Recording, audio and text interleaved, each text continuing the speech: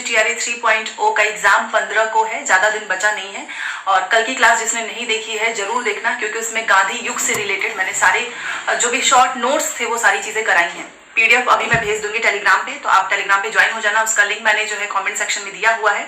और आज शाम को 5 बजे जो है हम फुल रिवीजन करने वाले हैं। हिस्ट्री, ज्योग्राफी, साइंस, पॉलिटी, सारे क्वेश्चंस जो है मिक्स में होंगे।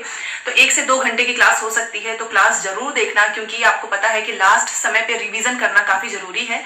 और वहीं इसी बीच में एग्जाम से पहले कुछ इन्फॉर्मेशन आई है, चाहे वो आपका एडमिट कार्ड में कुछ मिस्टेक हो या फिर आपका सेंटर हो, उससे रिलेटेड इन्फॉर्मेशन आई है।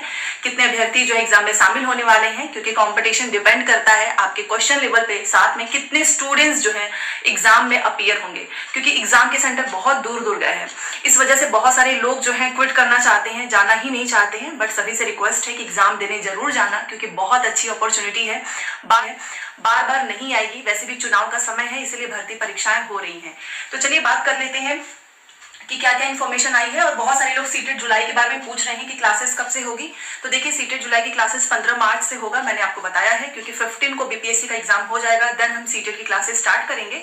और आपको प्रैक्टिस करना है, अगर आपके पास नहीं है तो मैंने सोचा बता देती हूँ। किरण पब्लिकेशन की किताब आप ले लीजिएगा, इसका लिंक मैंने डिस्क्रिप्शन बॉक्स में दिया हुआ है। पेपर 1 अगर आपने भरा है तो भी आप इनकी किताब ले सकते हो। 2011 से लेकर 2024 तक के सारे सॉल्व पेपर्स मिलेंगे, 31 सेट है, डिटेल में एक्सप्लेनेशन है, तो आपको टॉपिक अच्छे से समझ में आ जाएगा। एंड अगर आपने पेपर 2 जो है वो भरा होगा और आपका सब्जेक्ट मैथ साइंस है या फिर सोशल साइंस है, तो भी इनकी किताबें आ चुकी हैं, सॉल्व पेपर्स हैं, यहाँ से आपको मदद मिलेगी सीटेट के एग्जाम को क्रैक करने में। ठीक है, चलिए अपने टॉपिक पे आते हैं। सबसे पहले देखिए, परीक्षा से पहले आपके सेंटर कोड से रिलेटेड इन्फॉर्मेशन आई है, और ये आपका जो है कल मतलब बुधवार को आपका सेंटर कोड जो है जारी हो जाएगा। उसी बीच में आपको पता है कि 9 से 10 और 11 से 12 का, 9 से 10 का तो चलो एग्जाम ही इन्होंने पोस्टपोन कर दिया है। तो बहुत सारी चीजें निकल कर आ रही है कि इतना जल्दीबाजी में पेपर करना, बीपीएससी का अभी तक कोई स्थायी अध्यक्ष नहीं बना है। इसी बीच में बीपीएससी चेयरमैन अतुल सर को सब लोग याद कर रहे हैं, क्योंकि जब वो थे तो हर एक एग्जाम टाइमली होता था, आपको ट्वीट देखने को मिलता था, हर एक चीज वो बताते थे कि आपको मार्कशीट में क्या गलती नहीं करनी है, किस चीज को ध्यान रखना है। मतलब कुल मिलाकर अभ्यर्थियों के बारे में वो सोचते थे कि कहीं ऐसा ना हो कि किसी को कुछ पता ना हो, उस वजह से वो एग्जाम से बाहर हो जाए।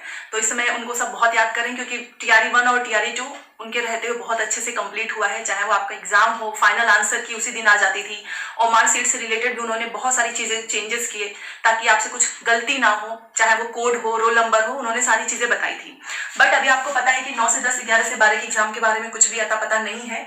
बस यही सुनने में आ रहा है कि मे भी होली के बाद होगा, और होली के बाद अगर नहीं होता है तो इसमें और भी डिले आपको देखने को मिल सकता है। तो देखते हैं होली के बाद, लेकिन आप लोग अपनी तैयारी करते रहना, क्योंकि अगर ये समय मिला है तो आपको उसका फायदा उठाना चाहिए। और जो भी क्लासेस हो रही है मैराथन, अगर आप वो देखेंगे तो आपको ज्यादा फायदा होगा। तो इनका एग्जाम होगा होली के बाद, तो 15 को तो हो रहा है केवल, 1 से 5 और 6 से 8।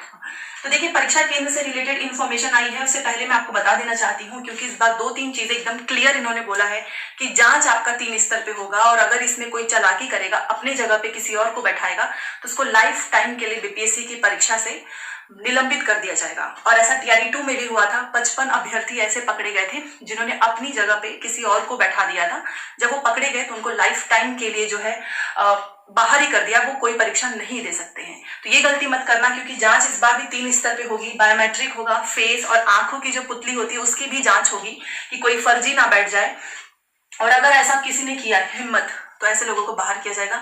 सिर्फ बाहर ही नहीं, वो पेपर ही नहीं दे पाएंगे कभी भी। तो जो पकड़ा जाएगा वो भी, साथ में जो जिसने अपने जगह पे बैठाया है, दोनों के साथ होने वाला है।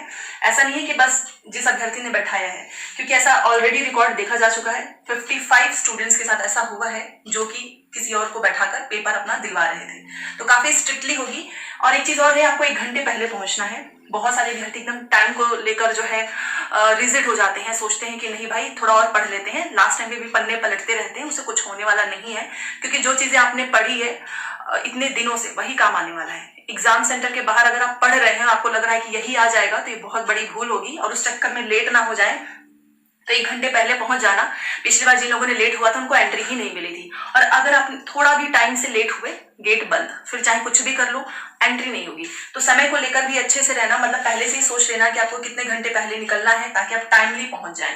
तो परीक्षा केंद्र से रिलेटेड जो आपका सेंटर कोड है वो कल जारी हो जाएगा। आपको पता चल जाएगा कि किस सेंटर पे आपकी परीक्षा होनी है, ठीक है। एडमिट कार्ड में अगर किसी भी तरीके के मिस्टेक है, आपका फोटो जो है विजिबल नहीं है, आपका नेम, नेम भी लोगों ने सही नहीं किया है, साइन हो गया आपका, तो प्लीज घोषणा पत्र जरूर बनवा लो। बीपीएससी के ऑफिशियल वेबसाइट पे है और वहां से डाउनलोड करना है, उसको अच्छे से भरना है। गैजेटेड ऑफिसर से आपको साइन करवानी है। एक मैंने कल भी बताया था, दोबारा से बता देती हूँ, 2 रंगीन फोटो, एक तो आप उस पर चिपका देंगे ई प्रवेश पत्र पे, दूसरा अपने साथ लेकर जाएंगे। वहां पर जो है केंद्राधीशक जो होते हैं उनके सामने भी आपको वो चीज फोटो को चिपकाना होगा और आपके पूरे एडमिट कार्ड, आपका जो आईडी है, उन सबकी अच्छे से जांच होगी, तभी आपको एंट्री मिलेगी। क्योंकि ऐसा कुछ लोगों के साथ नहीं, बहुत लोगों के साथ हो गया है, किसी की साइन नहीं है, किसी का फोटो जो है जो लाइव लिया गया था वो ही नहीं है, कुछ और ही फोटो आ चुका है। तो ये सारी मिस्टेक है, तो आप घोषणा पत्र लेकर जाना, कोई दिक्कत नहीं होगी। तो इस बार एग्जाम में जो है जो 1 to 5 का है, आपको पता है सेकंड शिफ्ट में, और फर्स्ट शिफ्ट में है आपका 6 to 8 का, तो 4.25 लाख अभ्यर्थी शामिल हो रहे हैं। क्योंकि 9 से 10, 11 से 12 तो अभी होगा नहीं, तो आप समझ सकते हो कि 1 से 5, 6 से 8 दोनों मिलाकर 4.25 लाख। और 415 केंद्र बना है फर्स्ट शिफ्ट के लिए। पटना में 30 केंद्र बना है। तो ये जो 415 केंद्र है फर्स्ट शिफ्ट के लिए, और आपको पता ही है कि पहला शिफ्ट जो है काफी कंपटीशन वाला है, क्योंकि 6 to 8 का है, इसमें बीएड वाले भी शामिल हैं, इसमें डीएलएड वाले भी शामिल हैं, इसीलिए तो फॉर्म की संख्या 2,14,000 इतना है, 2.14 लाख। तो ये है पहला शिफ्ट, और 87,000 पदों पे वैकेंसीज होनी है, आपको पता ही है। 6 to 8 में कंपेयर टू 1 to 5 सीट उतनी ज्यादा नहीं है, बट इसी वजह से 415, क्योंकि अभ्यर्थी ज्यादा है, तो 415 सेंटर बने हैं। वहीं पर आपको पता है जो सेकंड शिफ्ट है आपका, क्योंकि ये इन्फॉर्मेशन आज निकली है कि 4.25 लाख 4.25 लाख जो है अभ्यर्थी शामिल होने वाले हैं, 415 केंद्र बना है। पहले शिफ्ट में 2.14 जो है लाख अभ्यर्थी शामिल हैं, साथ में सेकंड शिफ्ट में, और इसमें से भी कुछ लोग तो जाते ही नहीं है पेपर देने। सेकंड शिफ्ट में आपको पता है 1,60,000 इतने अभ्यर्थी शामिल होंगे, क्योंकि इसमें केवल डीएलएड वाले हैं, और 277 इतने सेंटर बनाए गए हैं, ठीक है। तो ये है आपका, बाकी आपका एडमिट कार्ड में जो भी नेम वगैरह देख लेना। अगर कुछ भी ऐसा आपको लगता है मिस्टेक है, तो आप घोषणा पत्र जरूर लेकर जाना अपने साथ, क्योंकि आपको पता है कि बीपीएससी में वैसा नहीं है कि आप कुछ गलत है आपको एंट्री मिल जाएगी, नहीं, बकायदा चेक होगा। 3 स्तरों पे होने वाला है, और फर्जी लोग जो भी होंगे प्लीज कोई गलती मत करना, क्योंकि आप लोगों की वजह से एक तो आप हमेशा के लिए जो है एग्जाम से बाहर भी होंगे, दूसरी तरफ डिस्टर्ब भी होता है कि इतना स्ट्रिक्ट होने के बावजूद भी लोग इतनी हिम्मत करते हैं कि अपनी जगह पे किसी और को बैठाते हैं। तो ये सारी चीजें हैं, और कल आपका सेंटर कोड आ जाएगा, तो उसको आपको जरूर देखना है, तभी आपको पता चलेगा कि आपका किस जिले के किस सेंटर पे है। बाकी कमेंट से मुझे पता चला कि सभी के सेंटर बहुत दूर दूर गए हैं, ऐसा नहीं है कि किसी को अपना होम सेंटर मिला हो, इवन बहुत ही डिस्टेंस पे है।